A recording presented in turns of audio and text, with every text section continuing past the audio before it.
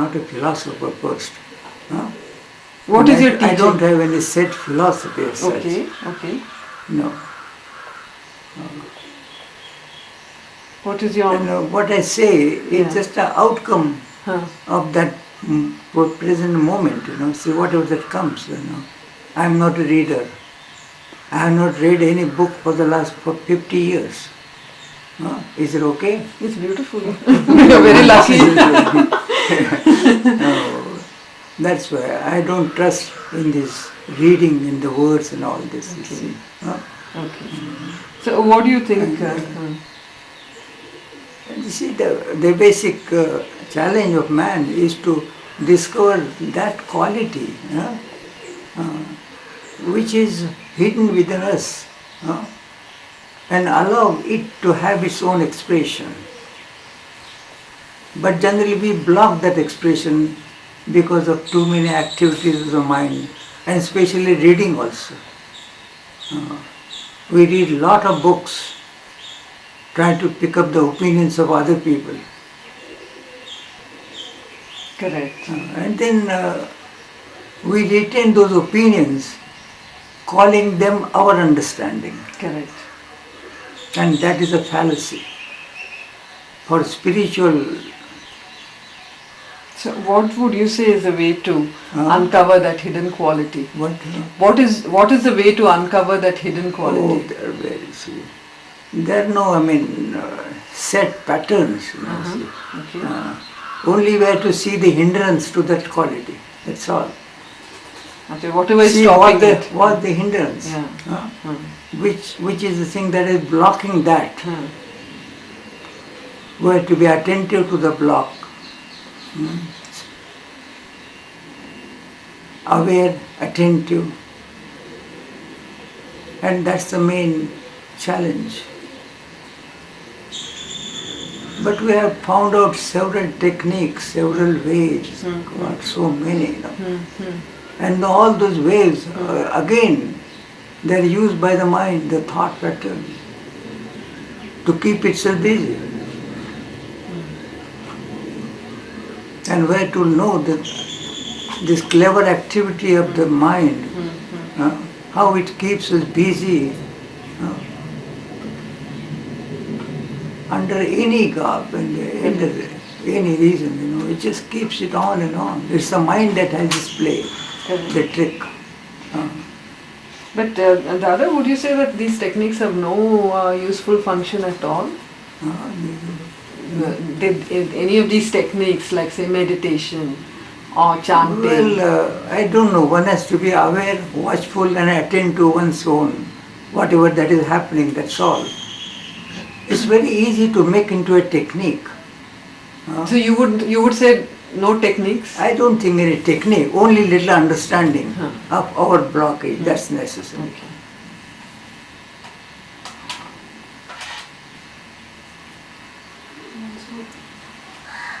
But is this, would you say that this is a method that will work for everybody? Should they be able to do that also? Because the conditioning of the mind is the same with everybody. There are no differences. Correct. In the basic structure of the mind, it's the same mechanism. That many masters believe that there are different paths for different temperaments. Yes, we have created the different paths, and that's why we are just separating ourselves through different paths, That is his path, that is my path, that is his path. Why? Again we create the difference, and the mind has a play in it. Our people, their people. This is what is happening. Right there is a division.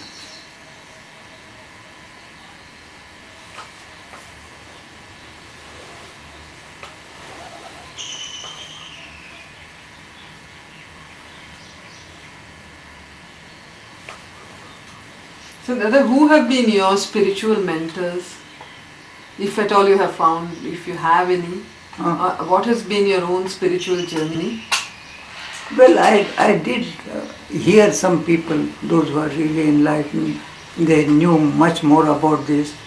I had the journey of listening to I read also some books at that time, but finally I found that this is one's own journey towards that. So nobody is going to push you or pull you towards that, you know. So we have to create our own path by this understanding, by this watchful, attentive awareness. You know. And I saw that this is the whole journey into the inner, that's all. But we are hesitating to take a turn to enter within, because the whole attitude of the mind is extrovert. It always likes to go out with its desire, conception and all these things. So that is a natural thrust of the mind. It takes you out and out. Correct. That's why we created so many paths, so many outer things, so many gurus, so many ashrams and Correct. all that has been created. And the mind likes that. It indulges into all these things. And it hesitates to take a turn. Correct. It's a right about turn to enter within. And the whole riches of life, everything that is worthwhile is all hidden within, you see. All the virtues of life, they are basically inside. But we have created all these concepts about virtues. And they will try to catch those virtues from outside. Mind cannot do that. Mind will never be virtuous. Mind will never be spiritual. All that is spiritual, divine or timeless is all there inside only. And we have to go inside to have a touch of that, not outside anything. But in the name of spirituality also we have done everything outside.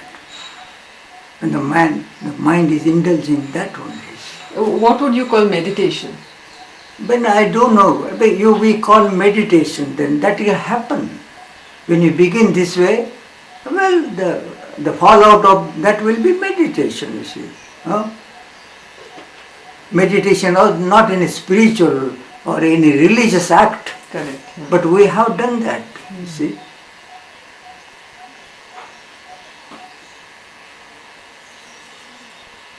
See, there are different, definitions of meditation.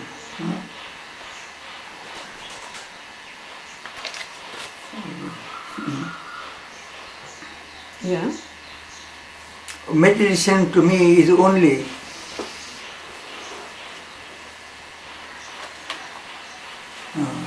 it's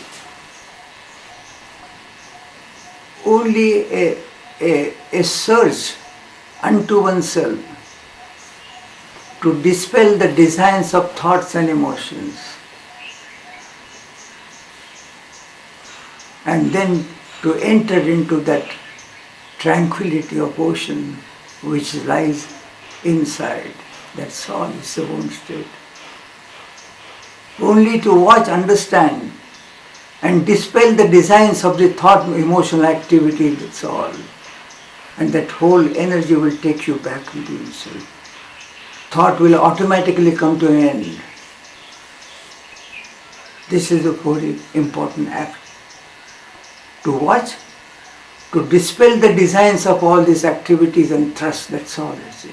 And that whole energy that is wasted outside will fall back and bring you back to that. And in that, when it comes backwards, there is that, ocean of tranquility that you will get into. We don't have to do anything about this. See. Can this activity you're suggesting, this watchful, alert awareness, can it go side by side with living an ordinary Well, you life? have to be aware of the normal things, but understand where the normalcy is and when the abnormality begins also. There are some important things definitely for our survival, but we indulge in too many things. We create more wants, more desires and indulgence, you see. There you have to have the balance. Do have whatever you need to do for your survival, for your maintenance, all that. But in the name of that, we are collecting more and more of everything. This also, the knowledge, the information for all this. Do we need to have all this information to come to this simple fact of life? Is it? But evidently we need something, otherwise we would have all Something been is not enlightened. so many things. Something understand. Understand it, what is the challenge. And begin with that, that's all. But we have more and more and more books, philosophies, latest sensibilities. And the mind gets into the habit of reading. That becomes a greed of the intellect. Correct. We don't see this. No? And finally end up in that burden of the knowledge. Correct, absolutely.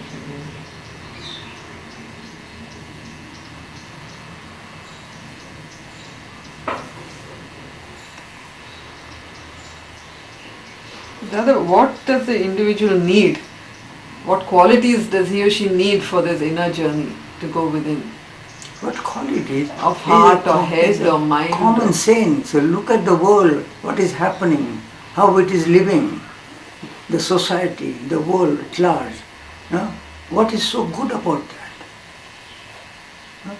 We don't see this. We get into the habit of the social activity and this become the part of it.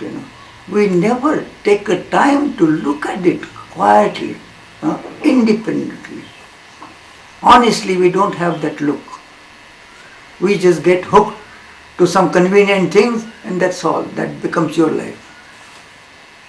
Life is not that simple. Life is a thing we have to discover that. We have to discover the living, the life. This is just a continuity in time, that's all. With the thrust of the social events, we are just continuing, you see. And we pick up few things from that. They are convenient. And that becomes our pattern of life when we call it life. To me, life is a discovery. To find that dynamicity, that energy which lives really, you see. This is the second-hand life we're doing, continuing, you see. Continuing through choices. That's not life. It's second-hand life. But those who are capable, those who are intelligent, they have to give little thought to find out what life is. What is this mystery of living? We don't do that. And pick up any convenient philosophy, the approach, and then indulge it.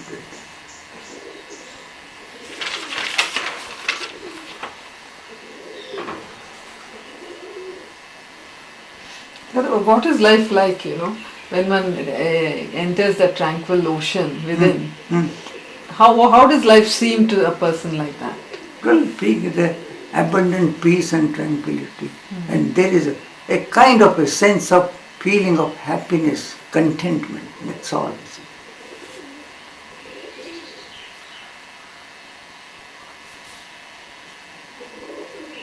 And whenever there is a challenge, you see, living is a challenge. If you don't have, some other people are going to create the challenge, and then there's a response for that.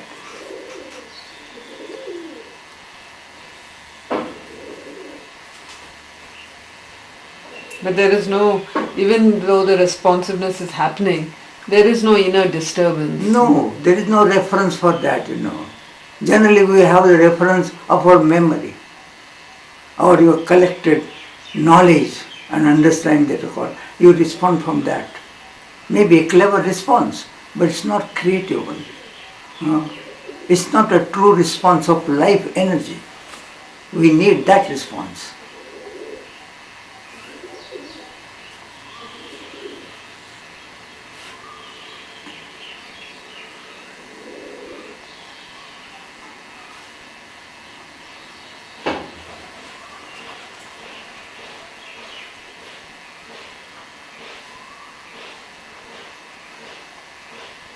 When you see the world around you, what we are presently going through, what do you feel lies ahead for humankind? What I feel, well, the world was always like this, There's no much difference. The Krishna came to show all these things. Rama and all those giants came, Buddha came and all that. And the humanity had digested them all, you see. And they are the same. Mind is of the same quality. Full with desires, temptation, attachments, fears, anger. That's the same thing. And it's the same all over the world. There are not differences also. So this is what the world is. One has to understand this. The whole thing is the same. God. Is there any chance that mankind can evolve beyond this? There is a chance for a human being to get But over not for this. mankind. Not a mass thing, There is no mass conversion or mass transformation, you see. Only one who is ready, who is able, who is honest, sensible, sensitive and alert will definitely find out the way.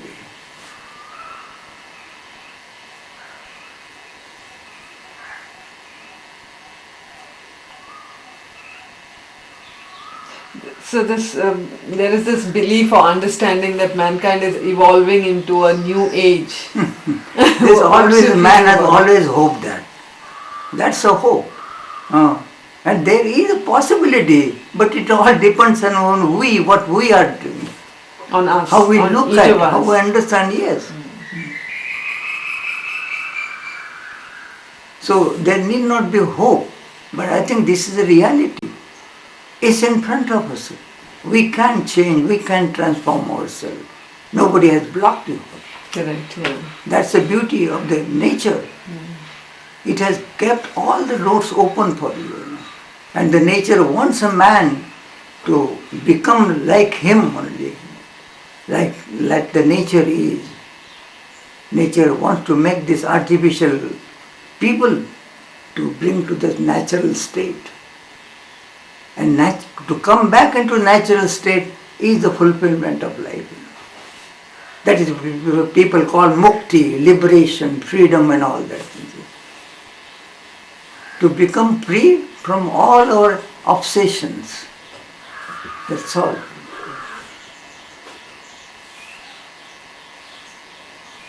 So is being with nature, studying nature, understanding nature, is that one way of moving within or does that help you to move within? Not studying, no, but become aware of this nature, become sensitive. No?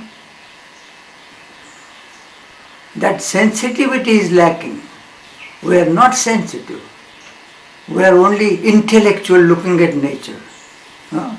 We don't need that intellect now, you see. We have worshipped this intellect too much. And now we see the intellect has arrived at a dead point. Correct, absolutely. At the dead road, you see. He is not going to take you up to discover the new dimension. It has really obliged us. It has given us so much, our intellect also. We need not condemn the intellect. It was a good asset, it has brought up good.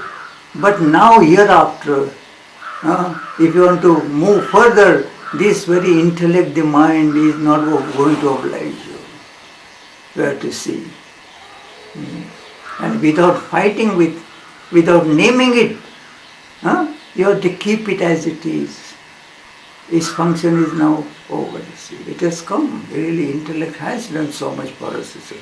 But now it's not the right instrument for the upward march of life.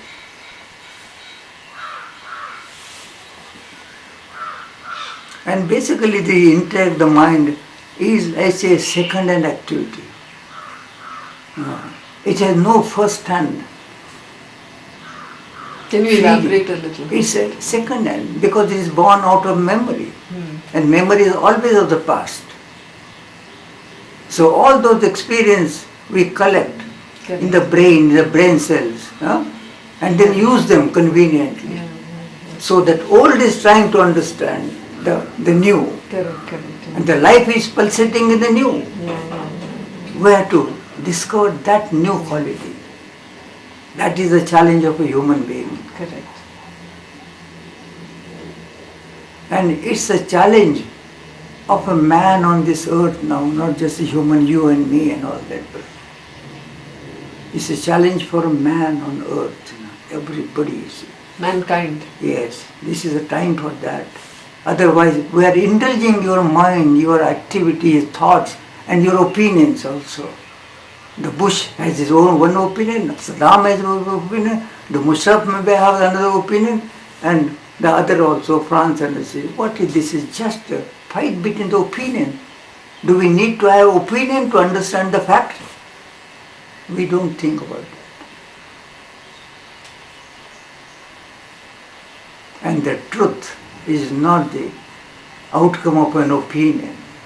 No. Only we have to realize some of these facts. And then we have to take the life in our hand. Really, what the hell this is life? Is this life? It's second-hand thing. But we are indulging in that only, becoming a little more clever about this knowledge. That's all.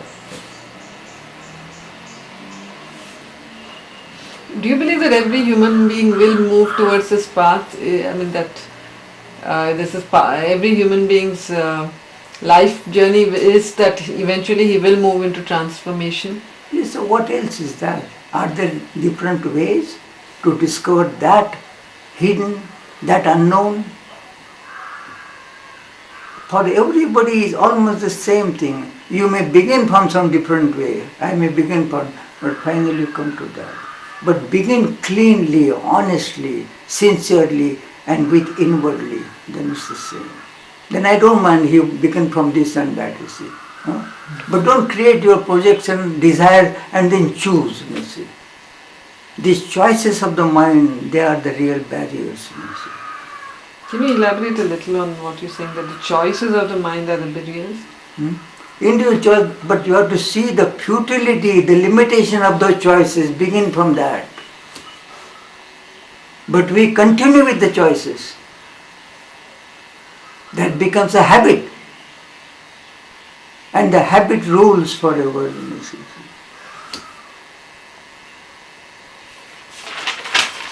That's why people are traveling on this road for 20 years and 30 years and 40 years. You see.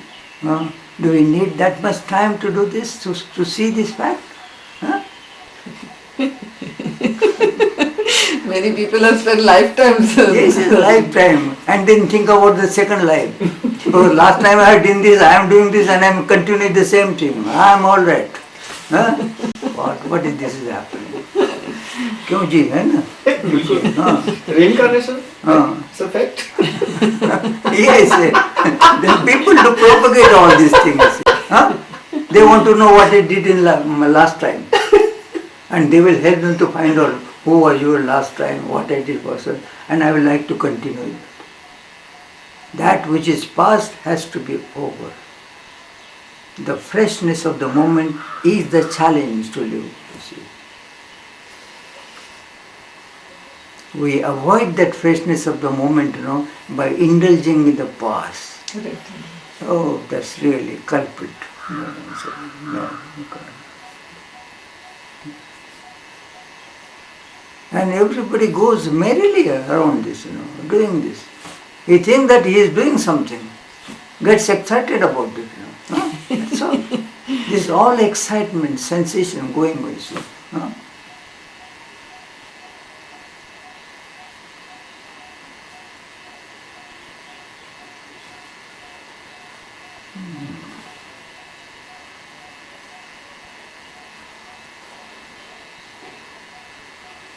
Would you like to tell me a little bit about your own spiritual journey? Spiritual journey. The significant events. Well, what significance? I came from a business family, quite a rich family also. There was nothing lacking. I was young at that time. But I was seeing that there is something, absurd in this world, you see. Everybody is copying the other people and one doesn't know what the real life is, you see. We are only continuing on the advice of other people. We are always made by our surrounding. our tradition, our family, our culture, the media, and the political system, they are all just making you see. And finally this is the result. I am the result of all these environmental influences, nothing else. And I begin to question, is life only this? Collect all this, become somebody, this is it, and then end up. I saw people ending like that, ending like that. And the question to me, I am also going to end up that. I will be little better with my little manners, little understanding, little philosophy, and that's all. But that philosophy doesn't work, I see. So I was questioning whether is there another way of living, or is it the only thing that we call life? The nature has made all this huge thing,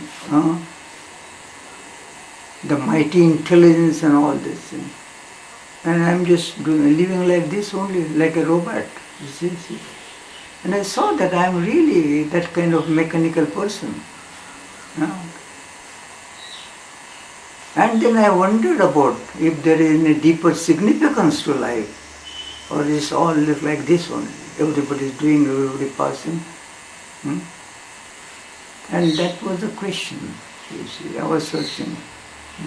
And I visited many ashrams that time to find out the answer, find out something. Arbindo's ashram. I saw Raman Maharshi himself. So I met him, I talked with him also. Krishnamurti was another, you see. Then I went to other ashrams also.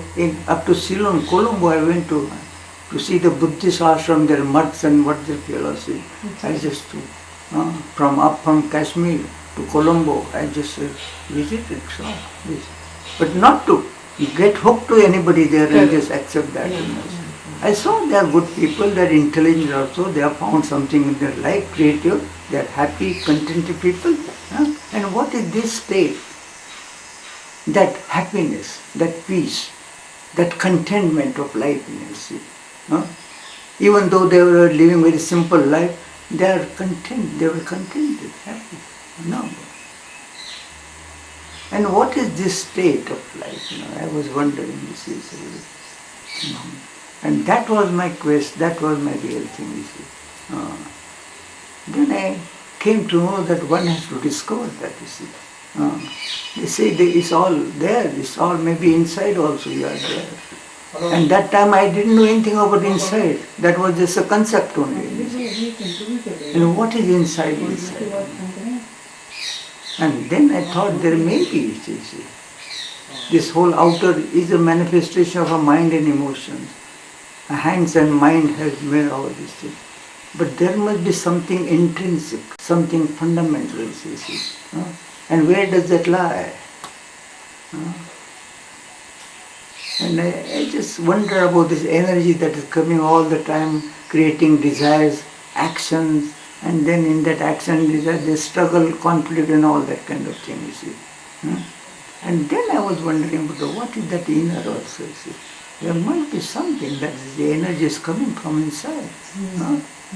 And we are only using that energy and dancing on the periphery of life. That's all.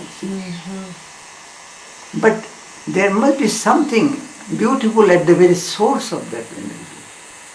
Only we are using this energy for our own satisfaction of desires and emotion, just that is a peripheral dancing. That is what we call it. And that which comes out must have a source somewhere. So that's all I really saw. And then that was the challenge, to discover that source. It must be something beautiful. So these questions came up from within. You were intuitively, led. I think intuitive means by observing the world also we see what the mess is, all this thing. But we don't see. We ourselves are a mess, so we join with the mess. Correct. We have to see that we perhaps ourselves are the mess. Correct. That's all. And so we join it without questioning. That's all. But you think independently, basically, a little quietly within yourself, then you will definitely find this, what is this. we don't have that quiet pondering. You have to ponder. Huh? Pondering is a very sensitive activity. A pondering without a thought. We don't do that, We only accept the opinions, accept the ideas, and build up. That kind of impartial pondering, that is very important. To look at things much without, not with ideas and opinions. That pondering is a way to look at things without thought. Is it possible?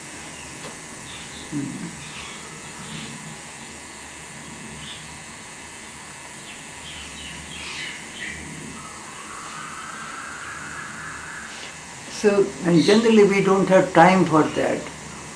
The mental activity, the thought activity is so strong, so continuous.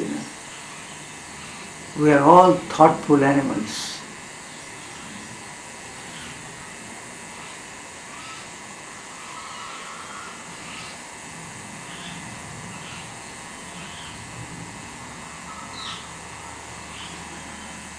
So when did you find the answers to all your questions, Dada? Quite clever, huh? When, of course, there is a kind of a breakthrough, this is there, so when the time comes, and that's not in our hands. When the situation is right, it happens. It's not when and how, and nobody can help us. Yes.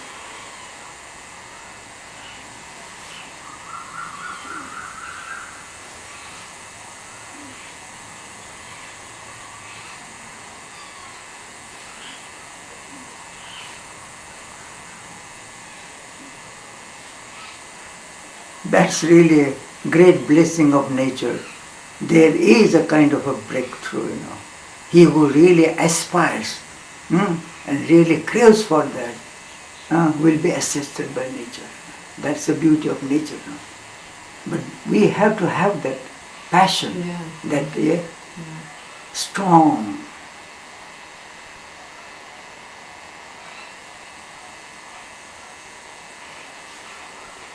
Our passions are very limited, very convenient, born out of some other reasons.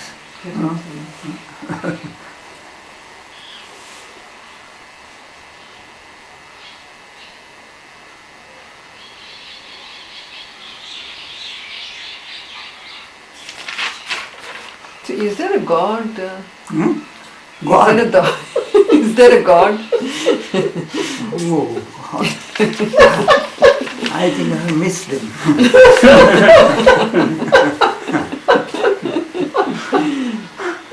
There is a other dimension of life, that energy, other energy, which we call divine, which we call timeless.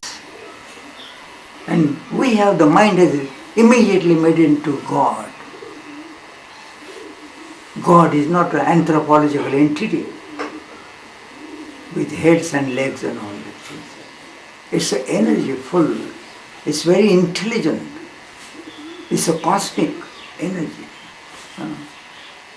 To discover that is to have a touch of the divine, touch of God, or what you call it. That word God is also misused so much. You have put them in idols, and then worship that thing. But this is what the mind does, He creates a concept, anything, and then goes after that. Correct, absolutely. We have to understand these false designs of the thought. Now, thought is standing between us and the divine. We have to see this fact clearly. It's the only barrier between you and the divine. That's all. Understand this limitation. Understand the illusion of the thought. understand the clever designs of the thought, and be aware of that. That's all. And then you will dispel the designs of thought. That is important.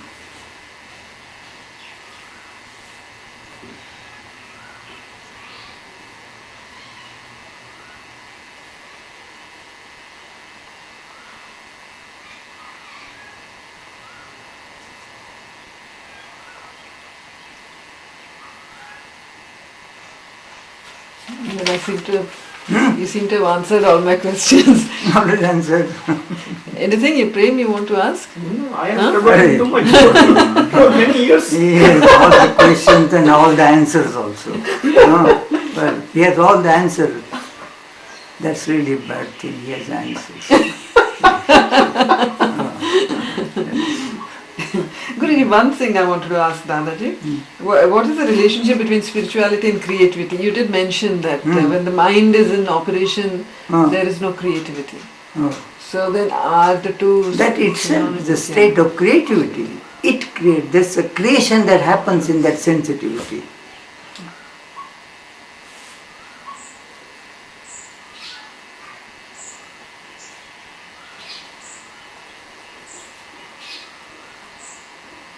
I understand that you write very beautiful poems, Pardon? poetry. Pardon? I understand that you have written beautiful poetry yourself. So did that happen after... Yes, after that, you see. That is what is the act of that creativity.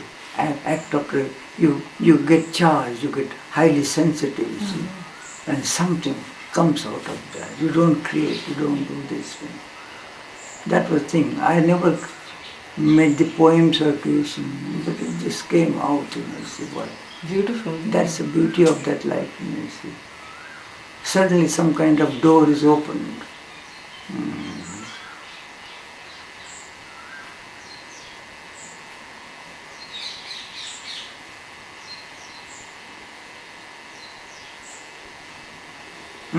So I think then And just see if anything else I need to ask.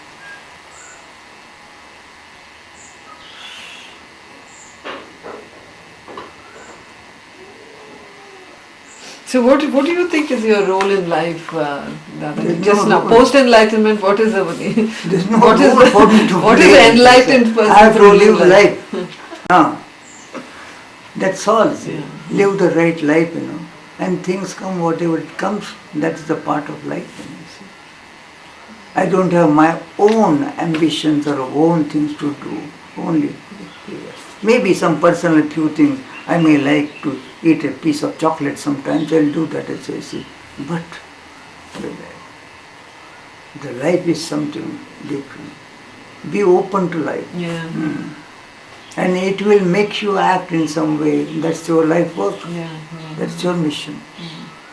But it's not by your choice. That's right. That's all. Yeah. So how has it made you act? How has it made you act? What is the things you have immersed yourself in? Whatever the challenge that comes in the present, just like that. Some people come, say, oh, I sit up. You came, I just talked, you see. There was not my design and this. I mean, that's all. To live like a simple, humble entity.